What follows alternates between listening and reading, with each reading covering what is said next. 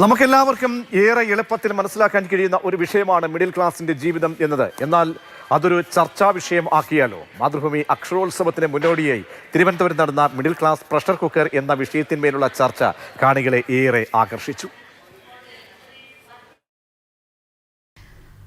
Middle ക്ലാസിന്റെ ജീവിതത്തെയും സാഹചര്യങ്ങളെയും കുറിച്ച് ചർച്ച ചെയ്യാൻ അവസരം ലഭിച്ചാൽ എന്തൊക്കെ പറയാനുണ്ടാകും?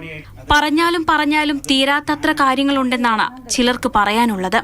പി വിജയൻ IPS ലളിതമായി താൻ വളർന്നു വന്ന സാഹചര്യങ്ങളിലൂടെയും ദിനംപ്രതി കടന്നുപോകുന്ന അനുഭവങ്ങളിലൂടെയും മിഡിൽ ക്ലാസ് ലൈഫിനെ വിവരിച്ചു.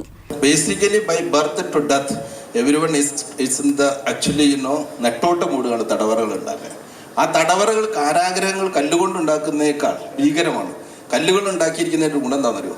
അതിന്റെ ഗേറ്റ് തുറന്നു കഴിഞ്ഞാൽ പുറത്തു പോകാൻ പറ്റും. പക്ഷെ മനസ്സുകൊണ്ടുണ്ടാക്കുന്നതിന്റെ പ്രശ്നം that cannot be come out of that one. കാരണം so intense and so terrifying ആണ്. മിഡിൽ ക്ലാസിന്റെ ജീവിതം അക്ഷരാർത്ഥത്തിൽ പ്രഷർ കുക്കറിൽ ഇരിക്കും പോലെ തന്നെയെന്ന ദിവ്യ S. അയ്യരുടെ അഭിപ്രായം. നമ്മളെപ്പോഴും ഭയങ്കര അക്ഷമരാണ്. ഇങ്ങേയറ്റത്തും അങ്ങേയറ്റത്തുമുള്ള മനുഷ്യരുടെ ഒരു സ്വഭാവ സവിശേഷതയല്ല.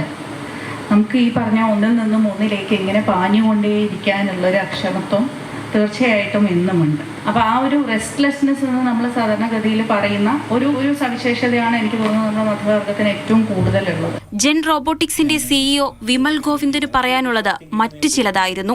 You can also understand the higher side people and lower side people. So the bandwidth to go into the top and bottom is an opportunity for the middle class. അതൊരു ഗ്രേറ്റ് ഓപ്പർച്യൂണിറ്റിയാണ്. നമ്മൾ എടുക്കുന്നതനുസരിച്ചിരിക്കും.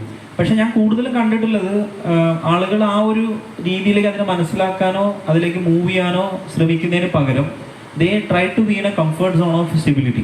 Middle class ജീവിതം തങ്ങളെ പഠിപ്പിച്ച കാര്യങ്ങളെക്കുറിച്ച് അതിന്റെ ആശങ്കകളെക്കുറിച്ചും കാണികളും വാചാലരായി. മാതൃഭൂമി അക്ഷരോത്സവത്തിന് മുന്നോടിയായി Thiruvananthapuram Muscat ഹോട്ടലിൽ നടന്ന ഡബിൾ സ്ട്രോങ് കടുപ്പത്തിൽ ഒരു ചർച്ചയിൽ സംസാരിക്കുകയായിരുന്നു എല്ലാവരും. റേഡിയോ ശ്രോതാക്കളുടെ പ്രിയപ്പെട്ട മാഹി മച്ചാൻ ചർച്ചയ്ക്ക് നേതൃത്വം നൽകി. മാതൃഭൂമി ന്യൂസ്, തിരുവനന്തപുരം.